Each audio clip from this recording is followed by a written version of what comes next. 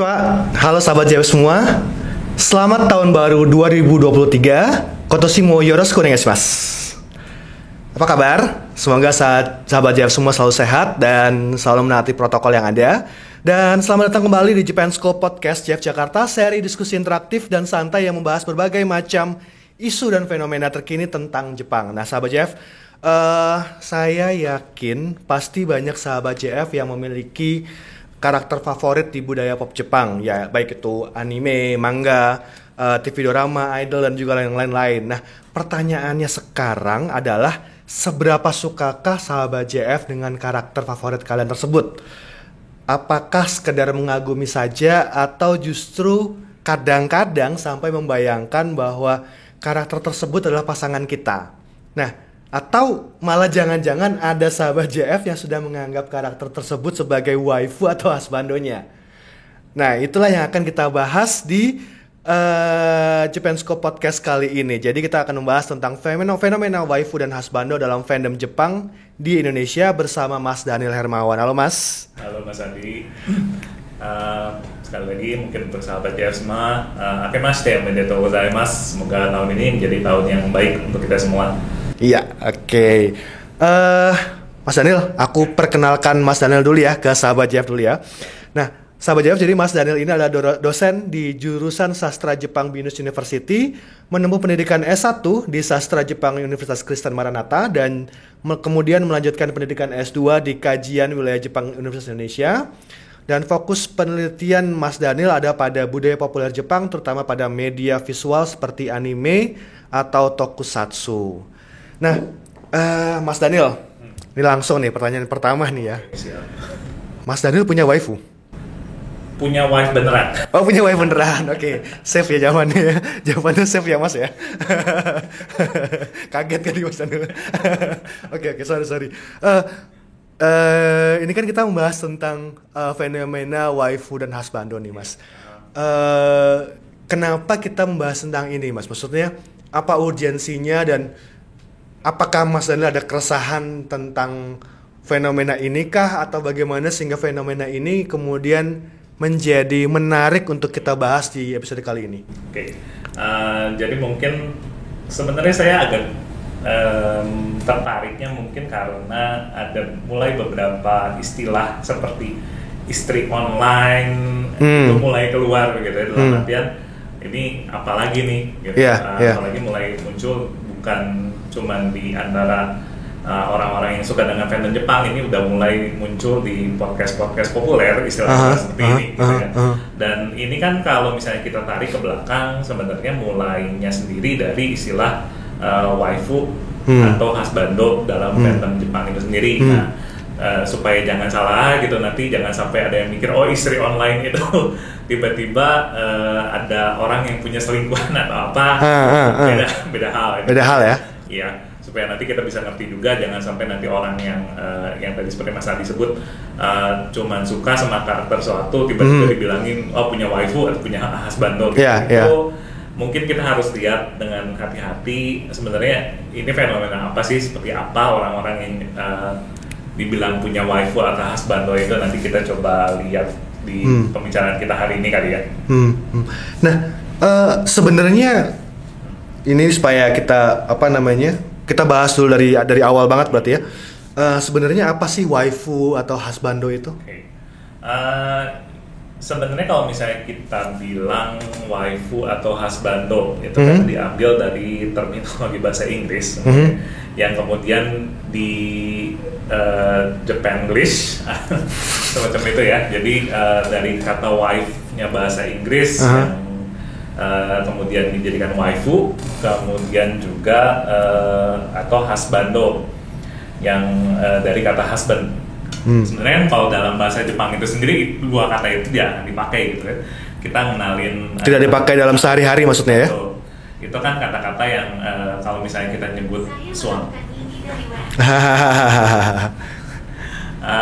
Kalau misalnya kita ngomong waifu itu kalau misalnya kita bilang wife itu istri, kita pasti bilang suma, atau misalnya suami kita bakal bilang oto. Yeah, ya. Nah, yeah. dalam bahasa Jepang pasti akan seperti itu, nggak akan tiba-tiba kita lihat orang Jepang ngomong waifu saya atau husband saya. Gitu.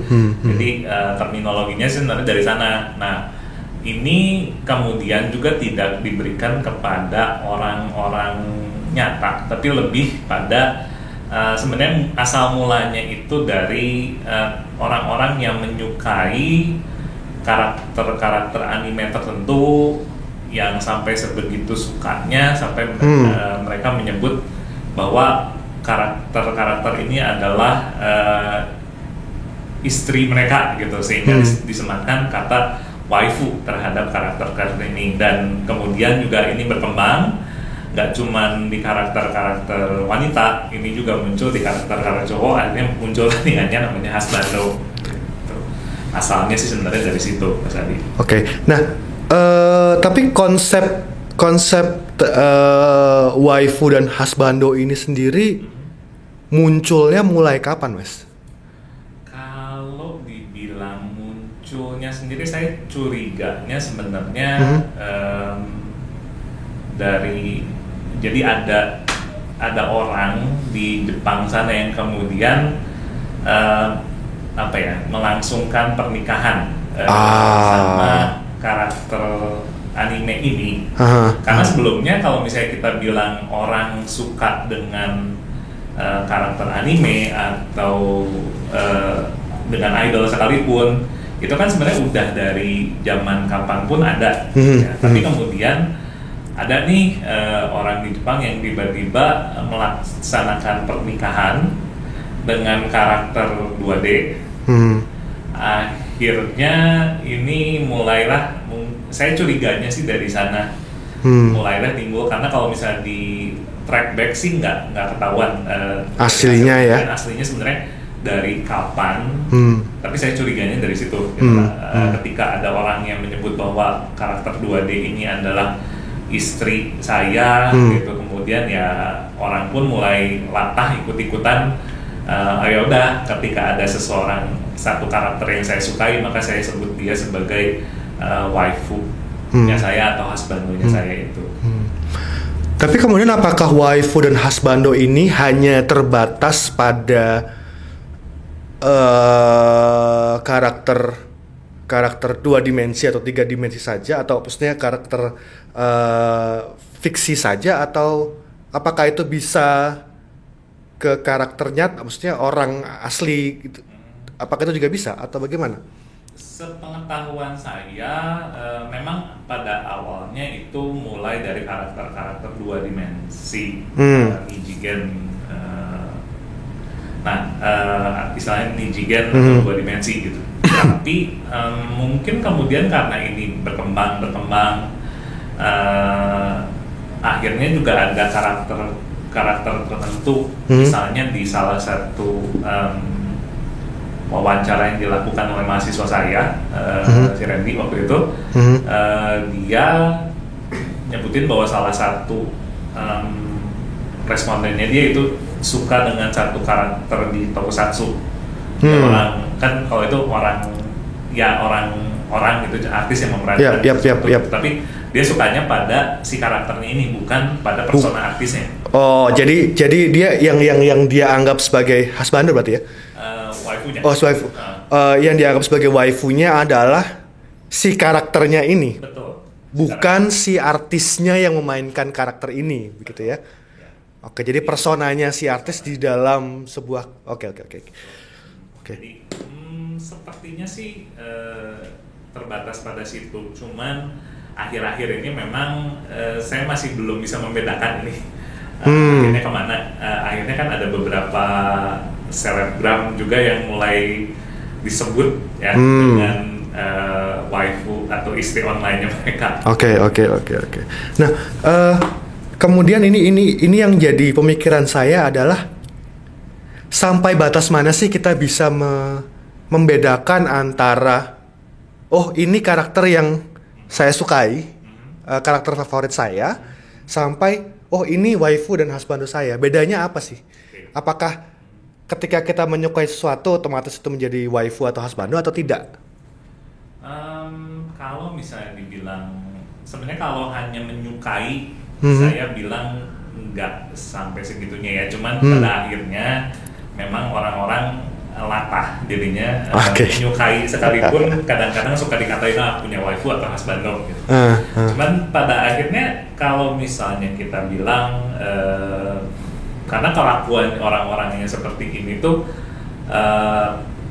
bisa dibilang mereka mengoleksi barang-barang yang berhubungan dengan karakter tersebut, misalnya punya figurin atau figur, kemudian punya poster ataupun merchandise lain yang berhubungan dengan karakter tersebut. Kemudian juga mereka seakan-akan kayak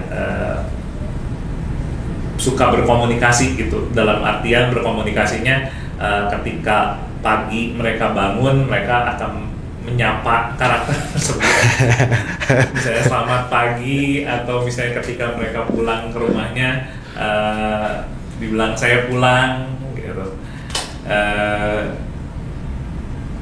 Mungkin pada akhirnya sebenarnya kalau misalnya waifu atau husbando yang yang bisa dibilang hardcore-nya ya sampai segitunya gitu, sampai melakukan hal-hal yang dianggap seperti suami atau istri betulan gitu. Jadi nggak ketika kita menyukai suatu karakter, tidak secara otomatis itu menjadi waifu atau husbando kita ya. Jadi ada tahapannya ya, maksudnya sampai sejauh mana kita menyukai si karakter ini dan menganggap karakternya sebagai apa, baru itu bisa dikatakan sebagai husbando atau waifu. Saya bilang sih begitu ya, karena nggak cuman ya misalnya saya suka dengan satu karakter kemudian tiba-tiba hanya mengagumi gitu, kemudian saya dibilang punya waifu atau husbando gitu, padahal cuma suka doang, padahal misalnya merchandise nggak punya, segala macam nggak punya, ya cuman suka aja gitu kan. Ya juga ada. Oke. Nah, saya juga pernah dengar tentang waifu 1.0. Sebenarnya apa sih Mas waifu 1.0 ini, apalagi yang beda dari waifu 1.0 dengan waifu sebelumnya? Oke, sebenarnya ini istilah yang saya bikin sendiri. 1.0 itu nyebut pada yang tadi saya sempat bilang asal mulanya tuh dari mana. Saya mencurigai karena kalau kita bilang orang menyukai dengan satu karakter anime atau karakter game, itu kan sebenarnya udah bukan sesuatu hal yang aneh dari zaman dulu pun ada gitu. Cuman kan istilah waifu atau husbando pada saat itu belum keluar. Nah, pertama kali kemudian di tahun 2009 ada satu orang dengan nickname lah ya, kita sebut Sal 9000. Itu dia menyiarkan di platform Nico Doga itu pernikahan dia dengan satu karakter 2 dimensi. Karakter 2 dimensinya adalah dari satu game dating simulation yang namanya Loveless. Jadi dia mengklaim bahwa dirinya menikahi karakter nenek Anegasaki di dalam game tersebut. Nah, ini bukan cuman dia menyebutkan saja bahwa menyebutkan dia menikahi, dia benar-benar mengadain seremoni pernikahannya. Mulai dari ada orang yang diundang sebagai tamu, ada kayak pendeta yang serius sampai ada pendeta yang memberkatan juga? Wow. Sampai ada pemberkatannya benar-benar itu, bahkan jadi kalau yang bercanda pada saat itu bilangnya ini beneran nih sampai segininya gitu. Kita mikirnya kan cuma bercandaan doang. Iya. Pada saat itu kok orang nikah sama karakter 2 dimensi, kok beneran ini sampai serius banget sih ngadain acara pernikahan model gini gitu.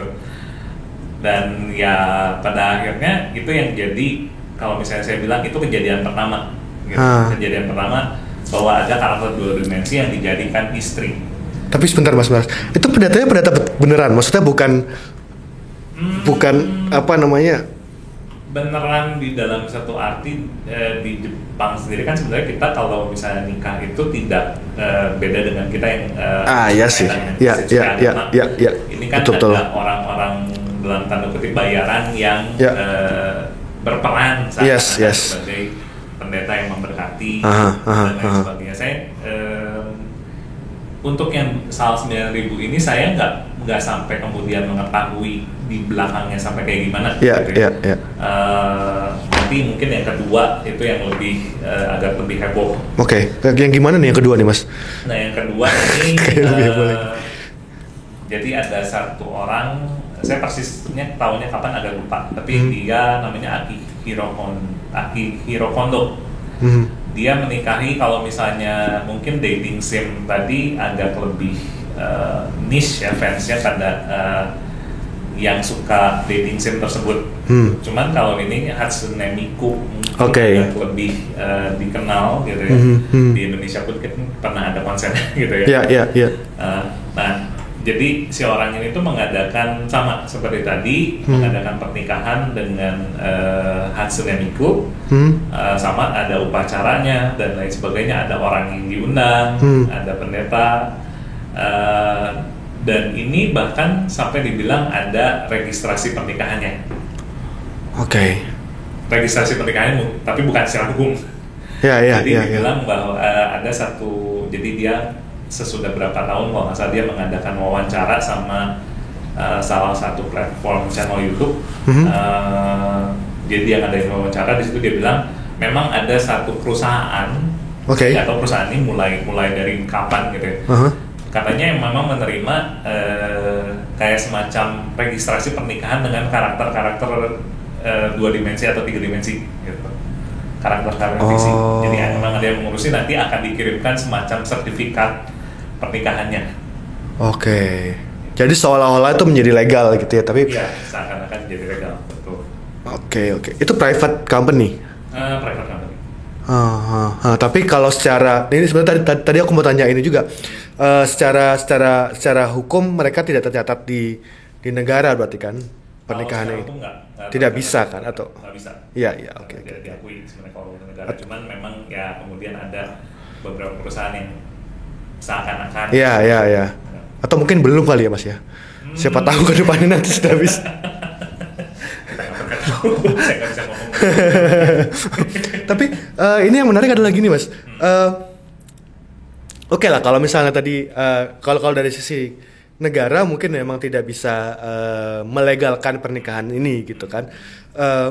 Tetapi kalau dari sisi copyright dari perusahaan yang memiliki karakter-karakter ini, itu bagaimana? Kalau misalnya waifu dan husbando biasa yang tanpa melangsungkan pernikahan mungkin oke lah. Tapi kalau ketika dia melangsungkan pernikahan seperti dua contoh ini gitu kan, dengan Anegasaki dan juga Hatsune Miku ini kan, karena ketika mereka dalam tanda kutip menikah, berarti mereka juga dalam tanda kutip memiliki si karakter ini gitu. Nah ini apakah dari perusahaannya tidak mempermasalahkan hal seperti itu atau bagaimana nih? Karena kan mereka yang memiliki copyright dari karakter-karakter ini. Kalau dari yang saya coba cari sebenarnya seperti tidak ada usaha untuk, memang sih dalam artian kan kalau misalnya kita bilang idol gitu ya, kita bilang idol group gitu, kebanyakan kan mereka itu tidak diperbolehkan untuk memiliki pacar. Atau untuk mempertahankan seakan-akan mereka tuh bisa menjadi teman semua orang dari fansnya itu sendiri gitu kan. Tapi kalau misalnya saya lihat ini tidak ada usaha dari perusahaannya untuk kemudian memblokir atau mengatakan bahwa ini ilegal atau berusaha menutupi hal tersebut. Saya rasa kalau misalnya perusahaannya dari awal memang menutupi ini pasti nggak akan keluar gitu loh artinya. Nah tapi ini sampai sekarang pun diketahui bahkan muncul di platform-platform besar, dan ya itu tadi ada bahkan perusahaan yang mengurusi. Saya curiga sebenarnya, ini masih kecurigaan saya sih, bahwa ini bagian dari marketing perusahaannya sendiri ya. Mungkin nggak sih dalam ini cuman gimmick dari perusahaannya untuk ini karakter-karakter yang waifuable atau bisa dijual sebagai impian untuk semua orang gitu. Kan pada akhirnya semacam kalau bisa dibilang waifu atau husband itu kan semacam image karakter ideal yang diinginkan oleh si fans itu sendiri gitu ya. Make sense. Nah, kalau untuk love simulation games itu gimana, Mas? Nah, kalau love simulation game ini yang saya coba narik ini, sebenarnya kenapa sih mereka suka dengan karakter 2 dimensi kalau mereka tidak bisa berinteraksi atau tidak bisa melakukan, ya paling kalau misalnya kita bilang tadi sebenarnya orang suka dengan satu karakter tertentu paling ya mengoleksi merchandise atau melakukan mengucapkan selamat pagi dan lain sebagainya gitu. Cuman kalau misalnya kita bilang tarik di pernikahan Sal 9000 tadi itu kan dengan salah satu karakter di dating simulation game di Jepang. Jadi dating simulation itu ya memang seperti literally katanya gitu, bahwa ini mensimulasikan kegiatan kita pacaran dengan karakter-karakter tertentu yang sudah disediakan di dalam si gamenya sendiri. Game itu ya. Gitu. Di dalam gamenya itu sendiri nanti kita bisa kayak menghubungi si orang tersebut, membuat janji ketemuan, nanti kita bisa semacam jalan-jalan ke kafe lah atau ke kebun binatang, dimana nanti di dalam game tersebut nanti ada keputusan-keputusan kita yang membuat pada akhirnya kita bisa meneruskan hubungan tersebut atau enggak. Itu kalau misalnya dating simulation kurang lebih seperti itu. Ya. Kalau dating simulation games ini apakah maksudnya bagaimana kaitannya ini dengan fenomena waifu dan husbando ini? Apakah love simulation games ini muncul sebagai akibat dari adanya fenomena waifu husbando ini, atau sebenarnya terpisah, atau bagaimana, Mas? Mungkin justru saya mencurigai lebih justru inilah yang mengawali orang bisa yang seperti saya lakukan. Kalau misalnya tadi orang cuma bisa mengagumi gitu. Kalau di sini kan bisa berinteraksi segala macam. Akhirnya orang yang sebutlah akhirnya berhalusinasi, berpikir seakan-akan bahwa ini ya pacar saya yang bisa saya nikahi gitu ya. Pada akhirnya saya lebih melihat justru inilah asal mulanya gitu ya. Justru kan kalau misalnya kita bilang di Jepang sendiri pada akhirnya orang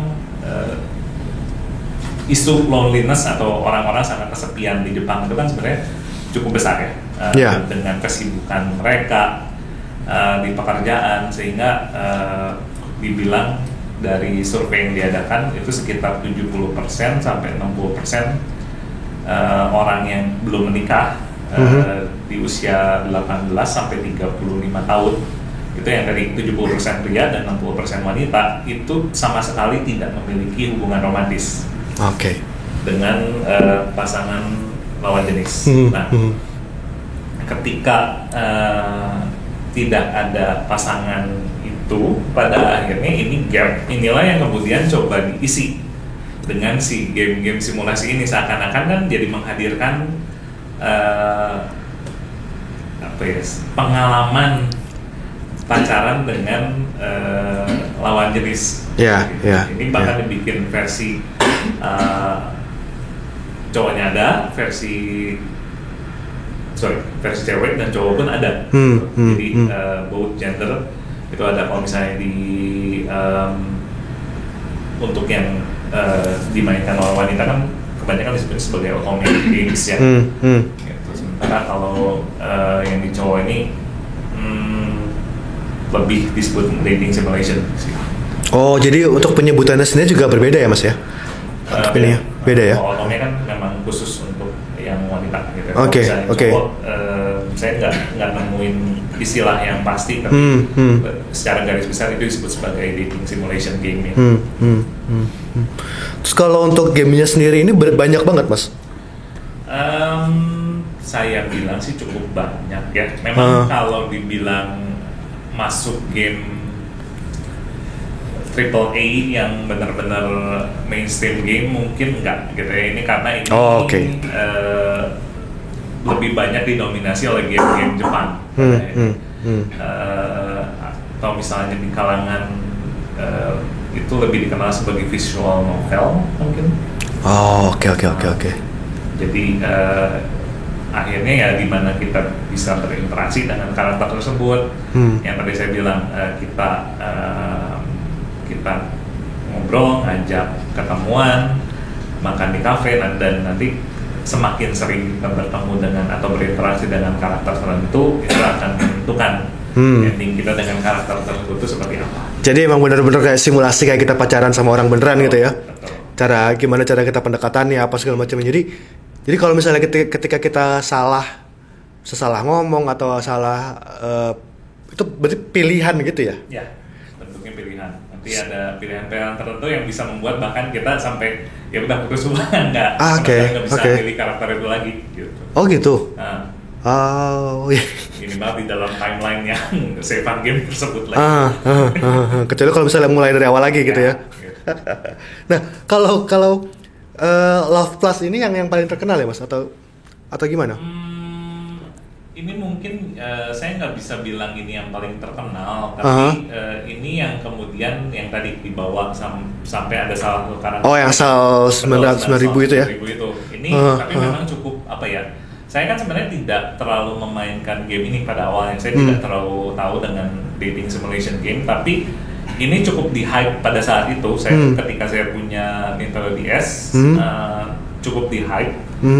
Ini game dating simulation dan ya dibandingkan dengan visual novel yang pada saat itu, gitu, ini jadi lebih seakan-akan lebih nyata ya, karena ada voice over dari pada saat itu ada voice over dari karakter-karakter itu sendiri, kemudian juga ada semacam apa ya kayak real time. Saya kurang ngerti sistem game ini seperti ada real time, bahwa dengan misalnya kita ketika malam-malam nanti kita buka si gamenya, nanti bisa kita kayak nelfon dia ngobrol ketika malam hari gitu. Oke. Seperti itunya gitu. Oke. Kalau selain Love Plus ini apa lagi yang terkenal yang balik saya nggak bisa bilang saya banyak memainkan game seperti ini, tapi salah satu yang pernah saya mainkan salah satunya ya game ini nyebut idol groupnya nggak apa-apa ya? Nggak apa-apa. Jadi ada salah satu idol group Jepang, AKB48, waktu itu ngeluarin ada 2 game yang mereka satu jadi seakan-akan kita pokoknya nama dari gamenya ini sendiri Ren Ai Sosenkyo. Sosenkyo itu kan sendiri sebenarnya artinya pemilu. Pemilihan umum. Ren Ai ini sendiri cinta gitu. Jadi kita seakan-akan memilih cinta gitu. Memilih cinta gitu. Nah, nanti di dalam game tersebut tuh kita jadi kayak semacam punya pilihan untuk menghubungi seluruh anggota dari idol group tersebut. Nanti kita nelpon, bikin janjian, dan nanti ada scene-scene di mana kita bakal ngobrol dengan orang anggota dari idol group tersebut. Mulai dari nanti kita diundang ke tempat latihannya mereka lah, atau nanti kita kayak pacaran sama mereka ke ke Tokyo Tower, pacaran ke kebun binatang, atau nanti ngundang mereka ke kamar gitu. Bukan dalam artian buruk, tapi ngundang aja gitu. Nanti kayak dikomentarin di kamar kamu berantakan ya segala macam ya. berbuat hal-hal ya komentar-komentar silly yang kayak orang pacaran aja pada umumnya gitu ya. Ya, jadi intinya itu ya game dating simulation game biasa, cuma karakternya adalah karakter si idol like KB48 ini. Betul. Gitu. Oh, I see. Sampai ada ya seperti itu ya? Ada. Ya dari ya saya nggak tahu yang apakah mungkin mulai timbul ketidakpuasan terhadap kayak Loveless yang di sini gitu ya. Mulai ya cobalah kita mungkin ada pengembang game sendiri coba kembangin yang dengan bisa ini kan dengan foto lebih real gitu. Ambil foto kalau misalnya saya waktu di YouTube tuh yang memang bertaburan ada kayak making videonya. Itu benar-benar ya photoshoot satu-satu gitu. Oh wow. Dan 149 anggota. Jadi itu untuk berbagai macam berbagai macam skenario. Betul. Itu fotonya berarti banyak banget ya. Apakah itu cuma foto aja atau ada videonya juga, seolah-olah kita berinteraksi dengan mereka dalam video atau bagaimana? Endingnya itu ada semacam kayak video ending yang beda, gitu. yang akan terjadi ketika kita bersama dengan dia gitu misalnya. Oke. Menarik. Seakan-akan nanti itu kayak kita kembali mereka nembak kita. Nanti tinggal mereka yang nembak kita. Iya, betul. Oh wow. Jadi bukan dari kita yang nembak mereka, tapi mereka yang nembak kita. Iya, gitu. Oh. Mereka yang nembak kita, nanti kitanya punya kemampuan untuk menerima atau menolak. Oh wow. Iya. Oke. Jadi sahabat JF yang pengen merasakan bagaimana rasanya ditembak idol ya bisa coba sih. Oke.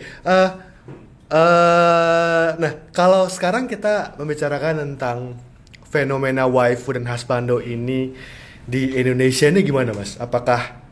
Apakah fenomena ini juga mulai ramai kah di Indonesia atau bagaimana? Oke. Saya sendiri sebenarnya mulai sadar bahwa ini mulai ada nih ada orang-orang yang self declare, saya nggak bisa gimana dibilang self declare juga, mereka menyebutkan lah bahwa diri mereka tuh adalah istri online, bahwa ada orang-orang kan kalau misalnya kita bilang selebgram atau orang-orang yang memang bekerja di dunia media sosial gitu, mereka kan punya follower sendiri ketika mereka berinteraksi dan segala macam. Itu ada beberapa orang yang akhirnya menyebutkan orang-orang ini tuh sebagai istri online-nya mereka. Jadi orang-orang menyebut ini sebagai istri online mereka begitu ya?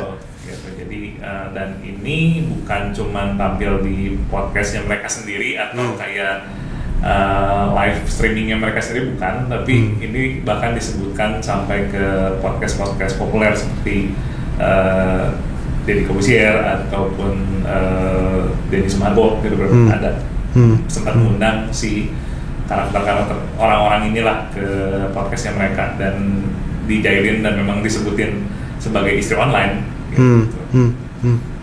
Siapa aja Mas kalau misalnya? Yang saya pernah tahu itu Rachel Chia atau Rachel Florencia. Itu dia kan kalau nggak salah sempat kayak tergabung dengan idol group gitu. Memang nggak terlalu, dia bilang nggak sampai terlalu terkenal gimana, tapi akhirnya punya afiliasi ke sana, sehingga dia di acaranya Denny Sumargo tuh diundang, kalau nggak salah thumbnailnya pun disebut sebagai istri online gitu. Oke. Kemudian juga salah satu cosplayer ya yang saya tahu di acaranya Deddy Corbuzier waktu itu sempat diundang Clarissa Rochefort, itu diundang ke sana dan disebutin kalau saya juga punya saya tuh istri online-nya netizen ini gitu. Oke. Bahwa ada orang-orang yang pada akhirnya selebgram yang diundang dan disebutkan sebagai istri online ya.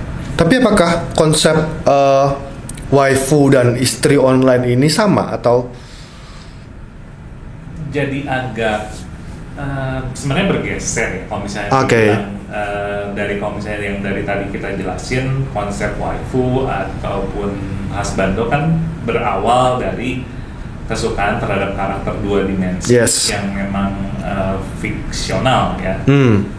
Tapi kalau misalnya kita bicara dengan ini kan sebenarnya kita nggak bisa bilang mereka sebagai fiksi ya. Betul. Bahwa ada orangnya secara nyata. Dan ini mungkin salah satu keresahan juga pada akhirnya mulai banyak orang-orang yang melakukan in some way pelecehan terhadap orang-orang ini. Bukan bahwa ada yang seakan-akan menganggap ini karakter yang bisa semaunya mereka lakukan, pada akhirnya melakukan pelecehan dengan mengirimkan gambar-gambar yang tidak senonoh dan lain sebagainya.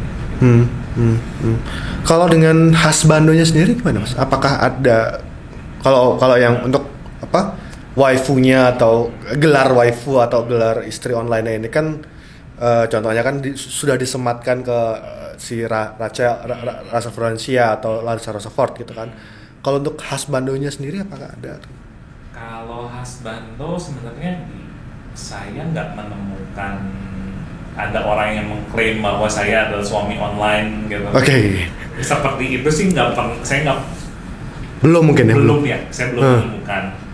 Tapi kalau misalnya kita bilang sekedar fans yang mulai kelakuannya agak berlebihan ya mungkin mulai ada lah ya, seperti misalnya Jonathan Christie gitu, Jojo. Oke. Ada wanita yang bikin komentar-komentar. Oke, apalagi waktu selebrasi kemenangan dia buka baju itu kan, ya. Selain itu juga saya lebih ngelihat mungkin lebih ngefans sebagai idol, kayak idol Korea yang kelakuan seperti mengucapkan selamat pagi atau selamat malam pada saat sebelum mereka tidur, ada ya beberapa melakukan itu. Tapi untuk di luar itu saya masih belum ketemu sih sampai sekarang. Nah, tapi kalau dari pernyataan Mas Daniel barusan, baik itu dari Indonesia maupun kemudian juga idol-idol Korea dan segala macamnya, berarti untuk fenomena waifu dan husbando ini sebetulnya tidak terbatas pada karakter atau orang dari Jepang saja ya, jadi yang dijadikan waifu atau husbando itu bisa dari luar Jepang juga sebetulnya, entah itu karya 2 dimensi 3 dimensi atau mungkin idol. Kalau misalnya kita bilang pada akhirnya ini kan satu fenomena yang kita bisa bilang dimulai di Jepang dan pada akhirnya meluas dan yang kita tidak bisa mendungnya lagi ya. Sih ya. Apalagi dengan era informasi seperti sekarang ini, orang akan dengan seperti bahasan saya lagi sebelumnya di podcast sebelumnya kan ngomongin tentang wibu gitu. Itu pun sesuatu yang dimulai di luar sana dan tiba-tiba masuk ke sini dengan itu tadi definisi yang sebenarnya tidak terlalu ajak orang tahu segimana, tapi orang mulai ikut-ikutan, pada akhirnya ya mulailah gitu orang bisa selebgram disebut sebagai istri online segala macam. Saya rasa ya pada akhirnya ya emang orang pada akhirnya akan ikut-ikutan dengan tren seperti itu, dianggapnya tren dan ya lucu juga nyebut orang yang kita sukai sebagai waifu gitu kan. Kalau kita membicarakan tentang konsep waifu dan husbando ini, kemudian apakah di Indonesia, apakah mereka yang mendeklarasikan, maksudnya apakah orang di Indonesia yang mendeklarasikan punya waifu dan husbando itu sebanyak itu, atau maksudnya menurut pengetahuan Mas Daniel ya, atau adakah yang sudah sampai menikah seperti contohnya si Sal 9.000 atau segala macamnya, sampai sejauh mana sih kalau yang di Indonesia sebenarnya fenomenanya? Kalau di Indonesia kalau yang sampai menikah saya rasa belum ya. Itu bisa dihujat bisa-bisa kayaknya kalau terjadi di Indonesia. Tapi kalau misalnya di belakang gitu, dalam artian dari hasil wawancara yang kita waktu itu lakukan, mahasiswa saya lakukan tadi, dengan beberapa orang yang mengaku punya waifu atau husbando ya, mereka sampai pada mengoleksi barang-barang merchandise tersebut yang sudah dilakukan. Kemudian juga mereka kayak semacam berinteraksi, kayak mengucapkan selamat pagi atau selamat malam, atau menjadikan, sekarang kan kita berinteraksi sebenarnya dengan handphone yang sudah sangat dekat gitu. Nah, itu juga salah satu mungkin kecurigaan saya, bahwa kalau zaman dulu kita suka dengan artis atau apa kan sebenarnya ya paling kita sukanya dengan apa sih? Paling kita bisa berinteraksinya dengan ya paling poster atau ketika mereka muncul di TV sudah. Sementara kalau kita tinggal di dunia sekarang kan konten itu bahkan datang ke handphone kita, bisa sangat cepat, sangat masif, sangat cepat. Ya sehingga seakan-akan kita jadi punya itu tadi, punya waifu atau husbando yang akan menyapa kita setiap pagi, atau ya bisa kita sapa sebelum kita tidur, atau namanya kita tidur, segala macam. Jangan nanti ini bisa kayak ini ya mas ya, kayak film Her, di mana dia apa namanya memiliki hubungan dengan karakter AI yang dia beli itu ya. Saya rasa bisa mengarah ke sana ya. Bisa mengarah ke sana. Bahkan di Jepang sendiri kan ada satu perusahaan namanya Gatebox. Itu dia ngembangin AI yang seperti itu.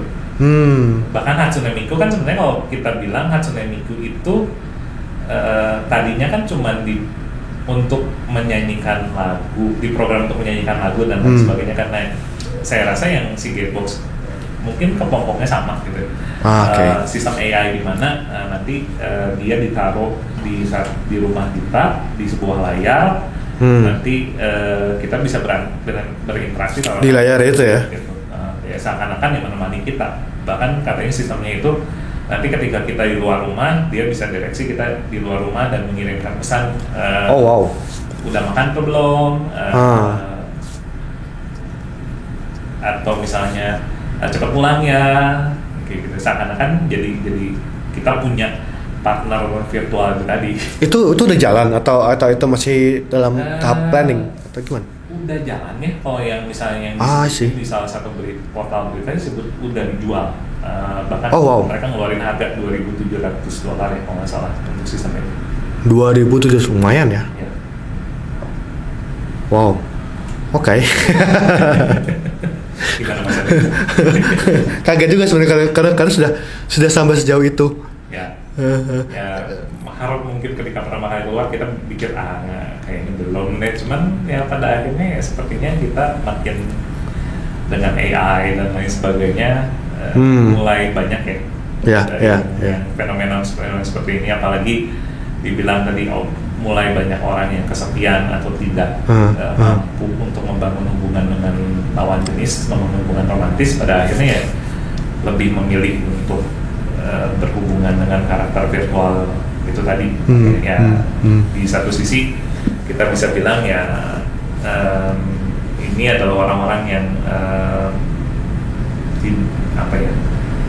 tidak mampu berhubungan, pada akhirnya ya mereka hanya mau berhubungan dengan orang ideal yang mereka anggap sebagai ya ini partner yang saya butuhkan. Oke deh, terima kasih Mas Daniel karena waktu juga terbatas. Terima kasih sudah meluangkan waktu untuk berdiskusi di Japanscope Podcast Edition. Sama-sama Mas Adi. Jadi jangan kapok-kapok kalau kita undang lagi Mas ya. Siap. Oke, sahabat Jam semua, itu tadi satu episode Japanscope Podcast, dan jangan lupa untuk follow podcast Chef Jakarta. Sekali lagi saya sampaikan selamat tahun baru 2023. Semoga di tahun 2023 ini Japan Foundation bisa terus memberikan konten dan juga program-program yang menarik untuk sahabat Jeff semua. Dan teman-teman bisa mengikuti kegiatan dan informasi paling update tentang Japan Foundation Jakarta di Instagram dan Twitter @jf_jakarta dan juga Facebook page The Japan Foundation Jakarta. Dan sampai jumpa di episode berikutnya. Bye-bye.